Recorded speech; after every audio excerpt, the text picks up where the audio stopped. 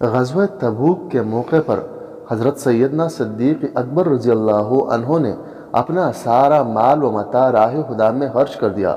گھر کا تمام سامان، یہاں تک کہ اپنا لباس بھی اللہ کی راہ میں دے دیا، اور خود ایک ٹاٹ کا لباس پہن کر بارگاہ نبوت میں حاضر ہوئے، اور لباس بھی ایسا جس میں گنڈیوں کی جگہ کانٹے لگے ہوئے تھے۔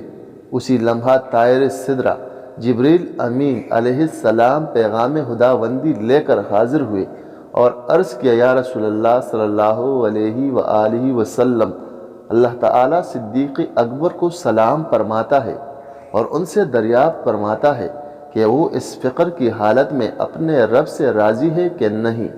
حضور اکرم صلی اللہ علیہ وآلہ وسلم نے جب حضرت صدیق اکبر رضی اللہ عنہ سے فرمایا تو آپ بے اختیار رو پڑے اور کہنے لگے، میں اپنے رب سے ناراض کیسے ہو سکتا ہوں؟ بے شک میں اپنے رب سے راضی ہوں۔ اس کو بار بار دہراتے رہے۔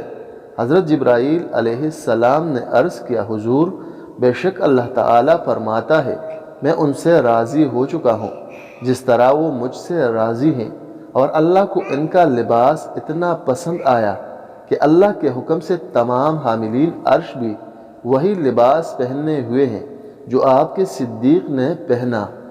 سبحان اللہ۔